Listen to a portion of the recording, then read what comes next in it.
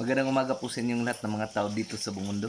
Ako po ito si Misyonaryong Diosdado Siegado Hiling Jr., the Missioner of the Master of the Universe, the Santissima Trinidad, God of all gods, King of all kings, Master of all masters, Divine Master Ben Directly Sr., King of all kings, Master Ben Directly Jr., Divine Grand Master Ben Madron Eclair First. Pizza 5 po ngayon buwan ng Oktubre 2020.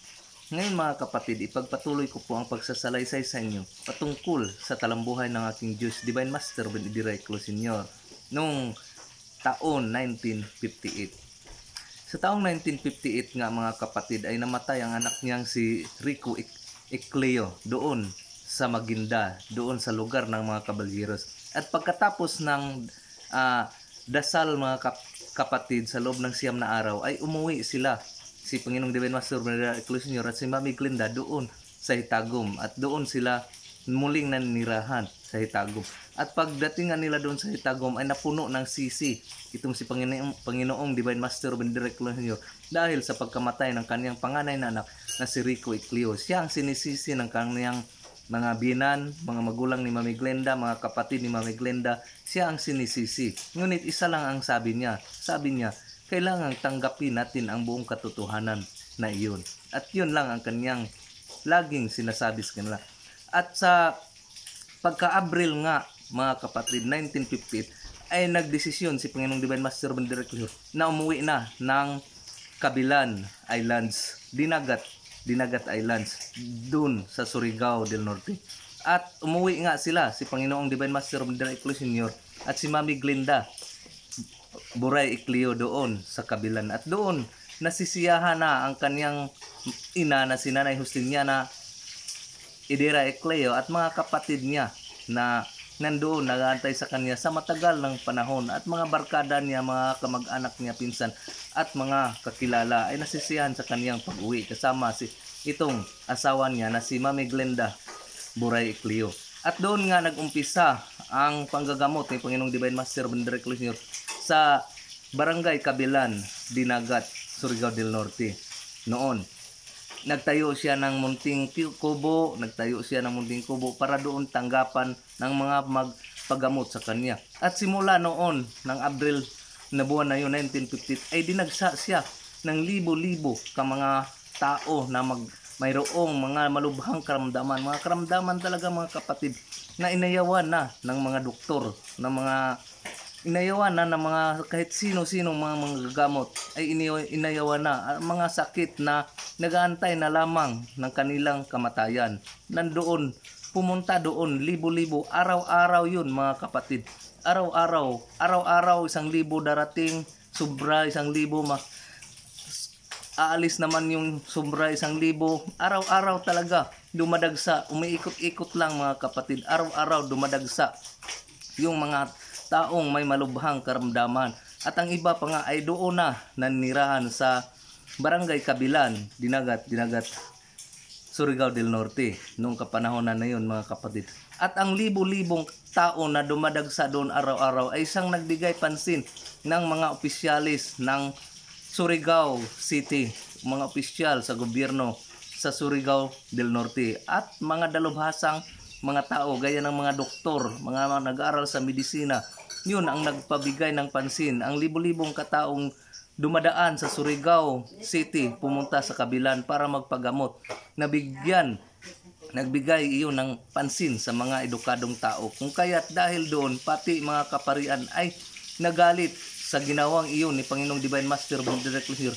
na ang mga taong libo-libo ay hindi nagpapagamot doon sa mga hospital, at doon na dumiretso sa kanya. At kaagad-agad mga kapatid, kaagad-agad gumaling talaga ang kanilang mga karamdaman, at wala nang bumabalik na mayroon pang karamdaman.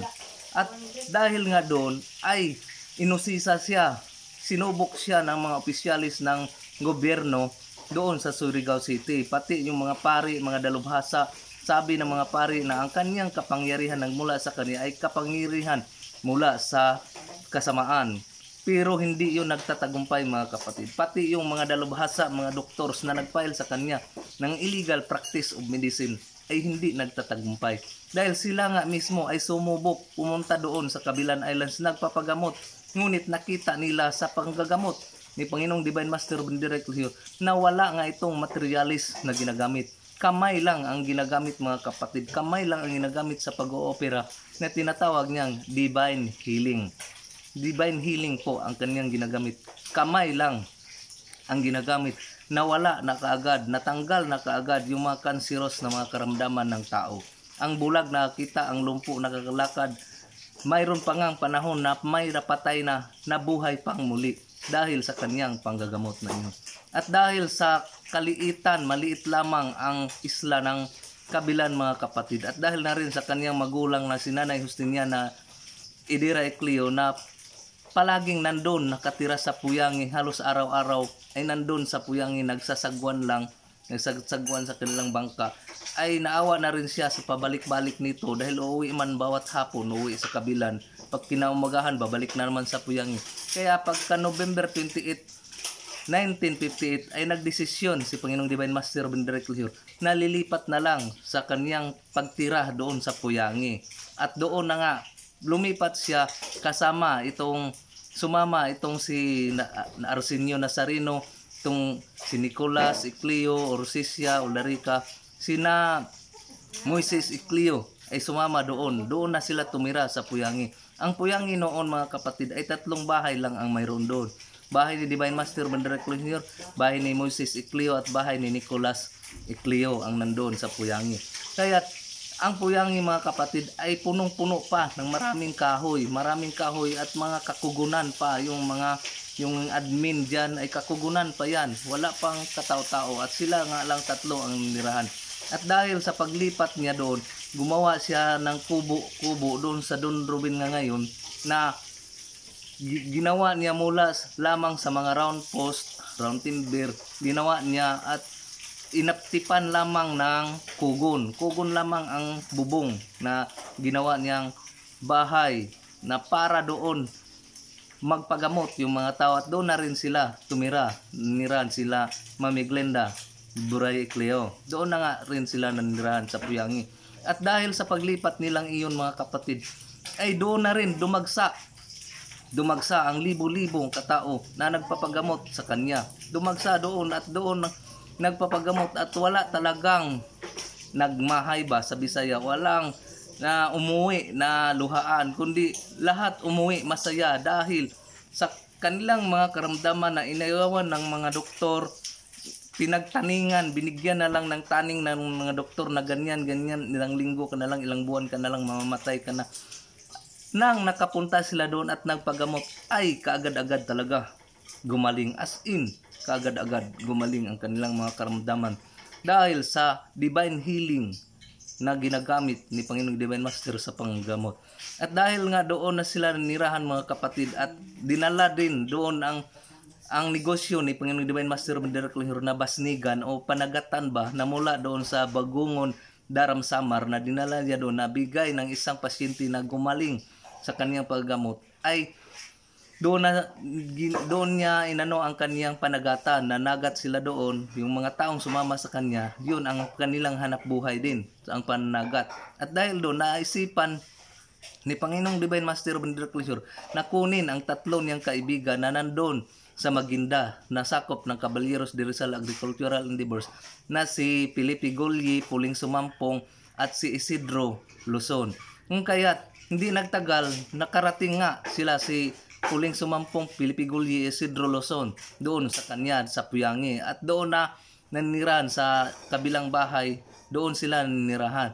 At doon nga, yun nga ang kanilang hanap buhay, sumasama sila sa panagat sa basnigan ni Panginoong Divine Master Benedict Cleo at nakarating sila kung saan na banda dito sa karagatan ng Leyte, karagatan ng diyan sa bandang Southern Leyte, sa doon sa Giwan.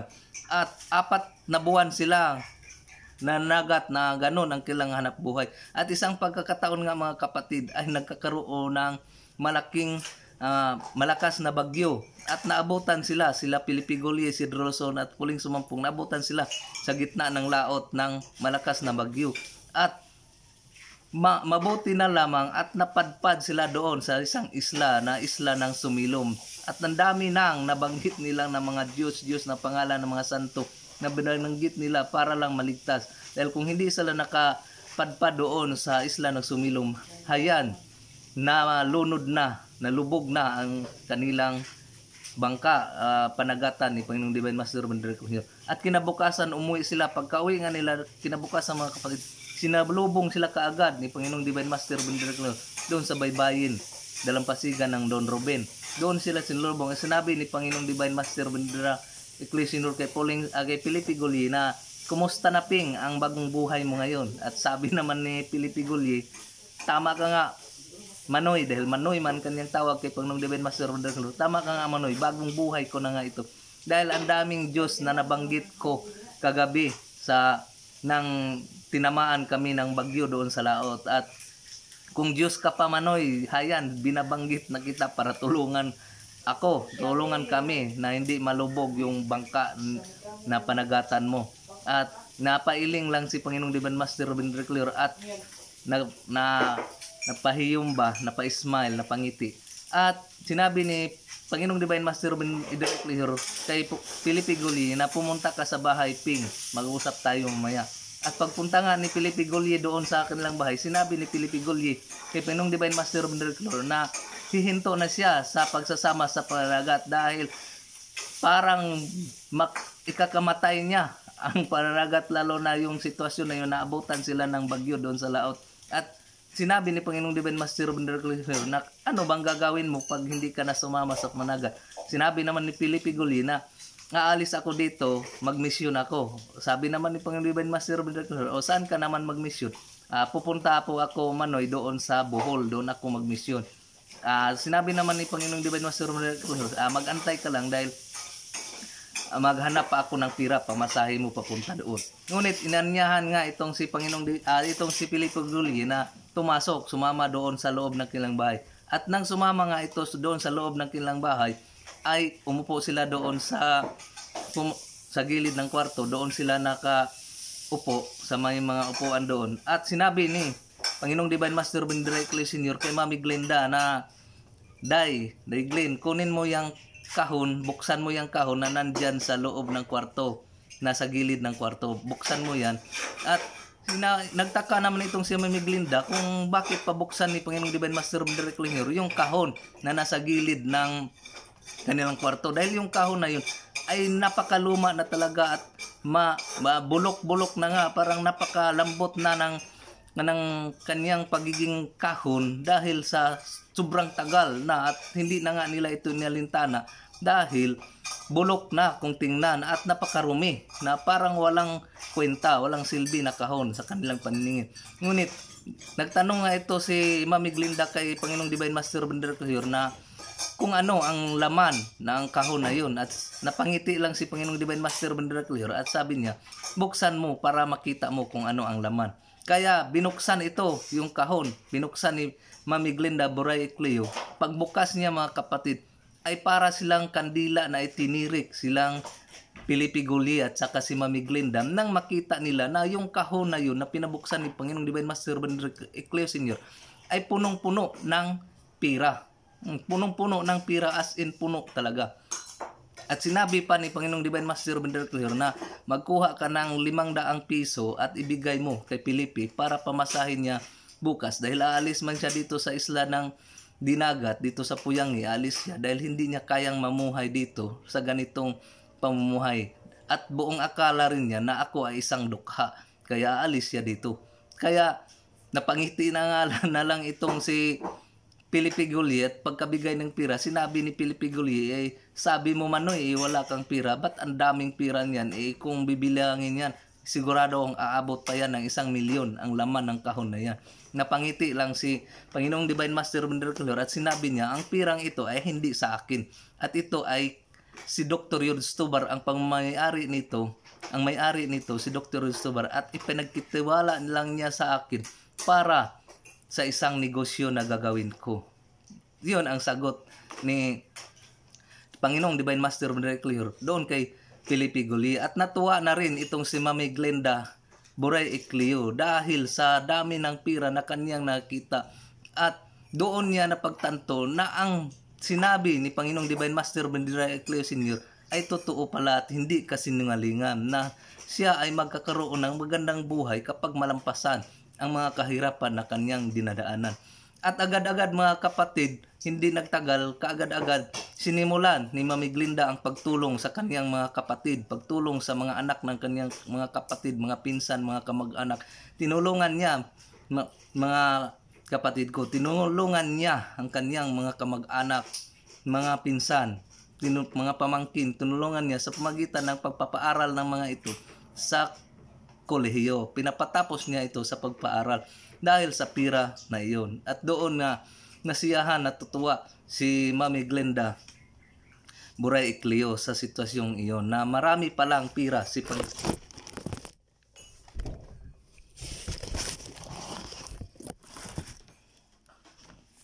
Panginoong Divine Master Robin Idira Ecleo Sr. Yun na po mga kapatid ang salaysay ko sa inyo patungkol sa talambuhay ng aking Diyos, Divine Master Robin Idira Ecleo Sr. At sa susunod kong sasalaysay sa inyo, yun namang pagbubuo niya ng verse 13 o ng 13 na binubuo niya para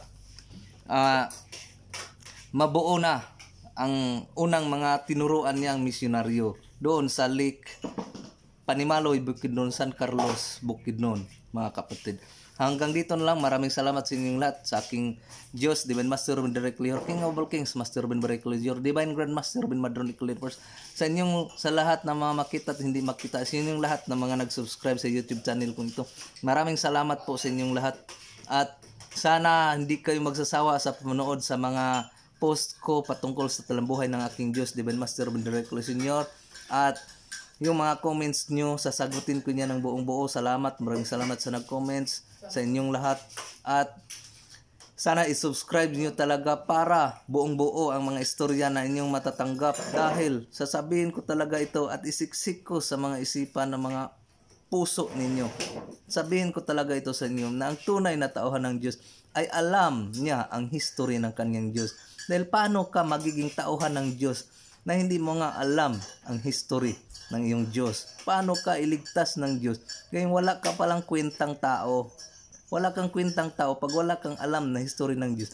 Dahil paano mo yan may share sa darating na henerasyon ang history ng Diyos mo kung wala kang alam nito? Kaya kailangang malaman nyo, matutunan nyo ang mga sinasabi kong ito dahil ito po ay tunay at totoo at ito po talaga ay history ng Diyos ko na si Panginoong Divine Master Robin Idira Ecleo Sr. Kaya kailangan nyo rin itong matutunan para kayo magiging isang tunay niyang tauhan. Dahil ang tunay na tauhan ng Diyos ay alam talaga ang history ng kanyang Diyos.